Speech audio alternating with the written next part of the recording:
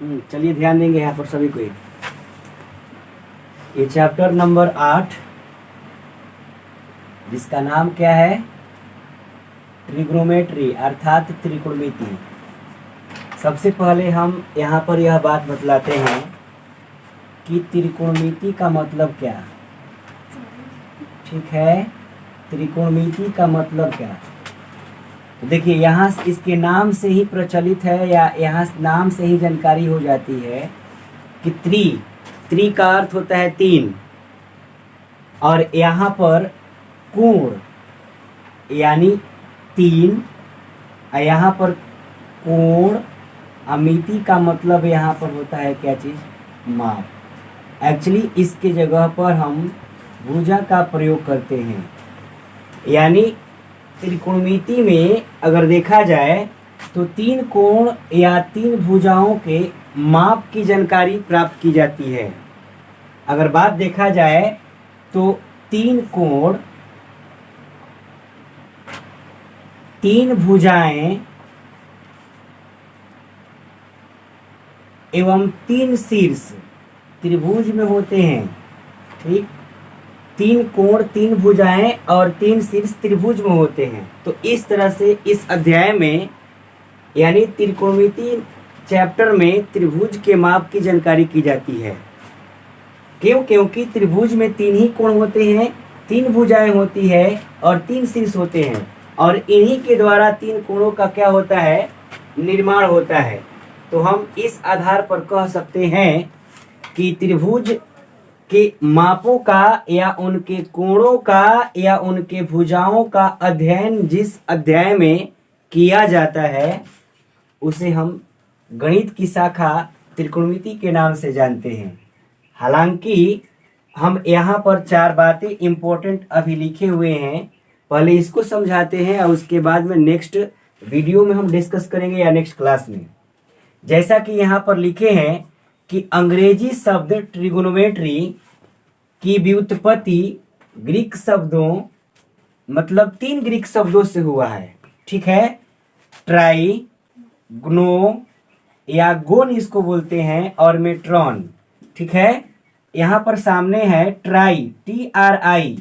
Try का अर्थ होता है 3, ग्नो यानी गोन का अर्थ होता है भुजा, या हम इसको कोण कह सकते हैं। क्यों? क्योंकि भुजाओं से ही कोण का निर्माण होता है। और मेट्रॉन का अर्थ होता है माप। तो इस आधार से हम कह सकते हैं कि त्रिकोणमिति का शाब्दिक अर्थ 3 कोणों की माप या 3 भुजाओं की माप, या हम कह सकते हैं कि त्रिभुज की माप होता है। क्यों? क्योंकि 3 कोण, 3 भुजाएं एवं 3 शीर्ष त्रिभुज में ही होते हैं। तो इस आधार पर त्रिकोणमिति का शाब्दिक अर्थ त्रिभुज की माप या त्रिभुज की भुजाओं की माप या त्रिभुज के कोणों की माप हम कह सकते हैं। नाम से ही पता चलता है 3 कोण माप, अर्थात 3 कोणों की माप। तो 3 कोण कहाँ होता है? त्रिभुज में होता है। अतः हम कह सकते हैं कि 3 भुजाओं और 3 कोणों के आधार पर त्रिकोणमिति का शाब्दिक अर्थ त्रिभुज की माप होता है। या हम दूसरे भाषा में कह सकते हैं कि त्रिकोणमिति गणित की वह शाखा है जिसमें त्रिभुज के कोणों साथ ही साथ भुजाओं के बीच जो आपसी तालमेल या आपसी जो रिलेशन होता है या जो संबंध होता है, इसके अंतर्गत में स्टडी यानी अध्ययन किया जाता है। त्रिकोणमिति के जनक हिपार्कस नामक गणितज्ञ को माना जाता है। हालांकि गणित के गणितज्ञ आर्यभट्ट को माना जाता है, लेकिन फिर भी यहाँ पर त्रिकोणमिति के जनक हिपार्कस नामक गणितज्ञ को माना जाता है।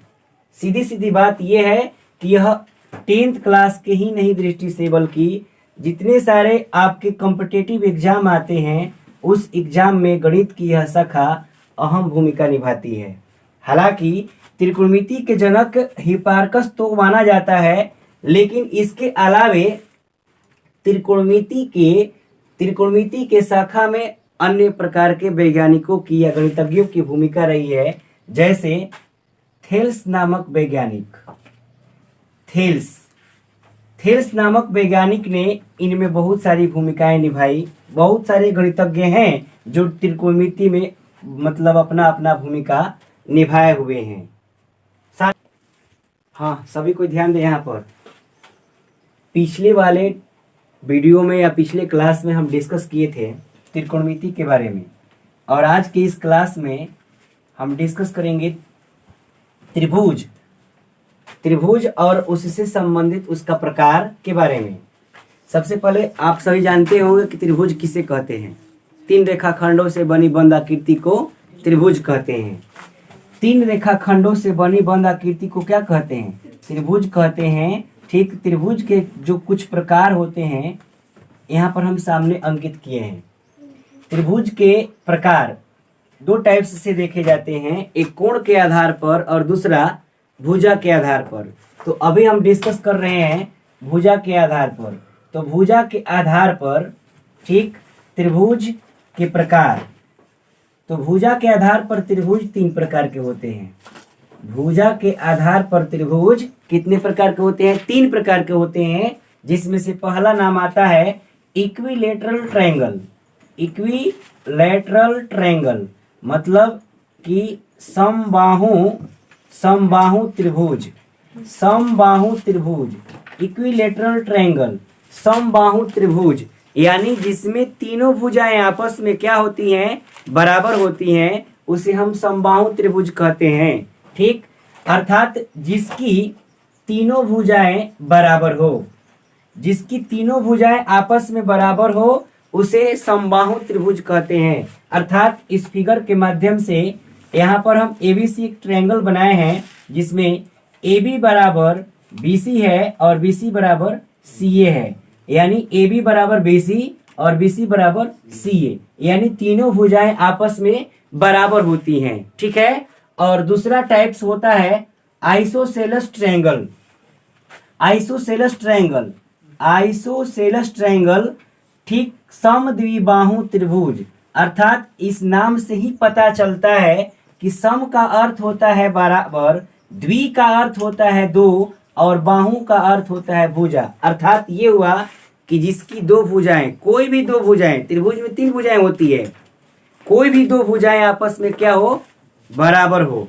अर्थात यहाँ पर फिगर में हम डिनोट किए हैं कि ABC एक त्रिभुज है, जिसमें से 2 भुजाएं आपस में हम यहाँ पर बराबर किए हैं। AB बराबर क्या चीज? AC। AB बराबर AC। हम यहाँ पर इसका AB हिस्सा ले सकते हैं। ABC है तो यहाँ पर AC बराबर हम BC ले सकते हैं, या AC बराबर AB ले सकते हैं, या BC बराबर AB ले सकते हैं। अर्थात कोई भी 2 भुजाएं आपस में बराबर होनी चाहिए। कोई जरूरी नहीं है कि यही जो भुजा लिखे हैं यही हमेशा बराबर रहेगा। कोई भी 2 भुजाएं आपस में क्या होनी चाहिए? बराबर होनी चाहिए। अगर ऐसा कंडीशन रहता है तो वह त्रिभुज कौन सा त्रिभुज कही जाती है? समद्विबाहु त्रिभुज। और तीसरा है आपके सामने विषमबाहु त्रिभुज, यानी विषमबाहु त्रिभुज कोई भी भुजाएं आपस में बराबर नहीं होंगी। कोई भी भुजाएं आपस में बराबर नहीं होंगी। अर्थात वैसे त्रिभुज जिसकी कोई भी भुजाएं आपस में बराबर नहीं होती है, उसे हम कहते हैं विषमबाहु त्रिभुज। ठीक है, विषमबाहु त्रिभुज। यहाँ पर फिगर में ABC एक त्रिभुज है, लेकिन AB का मान BC के बराबर नहीं है, BC का मान AC यानी CA के बराबर नहीं है। तो इस आधार पर यहाँ पर कोई भी भुजाएं आपस में बराबर नहीं होने के कारण इसे हम विषमबाहु त्रिभुज कहते हैं। एक बार समझ लिया, सभी कोई ध्यान दे, इसको एक बार सभी कोई समझ ले। ठीक है, सभी कोई ध्यान दे, बाद में नोट कीजिएगा। देखिए, पिछले टॉपिक्स में हम डिस्कस किए थे भुजा के आधार पर त्रिभुज के टाइप्स, और इस टॉपिक्स में हम डिस्कस कर रहे हैं कोण के आधार पर त्रिभुज के प्रकार। तो देखिए, भुजा के भी आधार पर 3 ही प्रकार के होते हैं त्रिभुज, और कोण के आधार पर भी 3 ही प्रकार के होते हैं, जिसमें से पहला है न्यून कोण त्रिभुज। न्यून कोण त्रिभुज, तो न्यून कोण त्रिभुज में होता क्या है कि प्रत्येक कोण 90 डिग्री से कम और 0 डिग्री से अधिक होता है, अर्थात न्यून कोण होता है। तो जिसका प्रत्येक कोण न्यून कोण हो उसे हम कहते हैं न्यून कोण त्रिभुज, एक्यूट एंगल ट्रायंगल। ठीक है, न्यून कोण त्रिभुज यानी इसका प्रत्येक कोण न्यून कोण होगा। जैसा कि न्यून कोण का अर्थ क्या होता है यहाँ पर समझ लेंगे। न्यून कोण का अर्थ होता है कि वैसा कोण जिसका माप 0 डिग्री से अधिक हो परंतु 90 डिग्री से क्या हो, कम हो। ठीक है, 0 डिग्री से अधिक हो परंतु 90 डिग्री से कम हो, उसे हम कहते हैं न्यून कोण।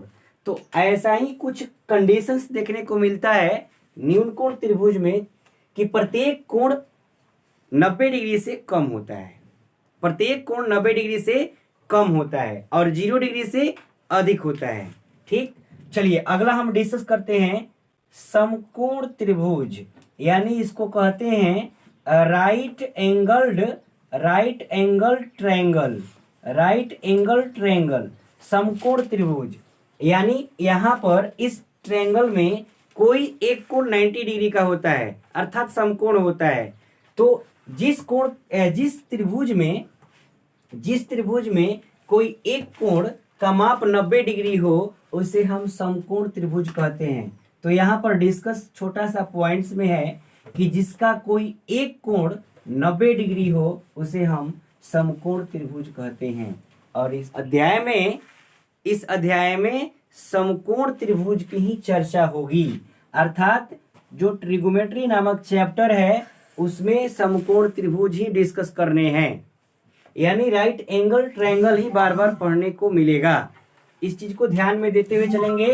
हमको इस अध्याय में समकोण त्रिभुज के बारे में पूर्ण डिटेल पढ़ना है। उसके पश्चात समकोण का मतलब हम यहाँ पर डिस्कस कर दे रहे हैं।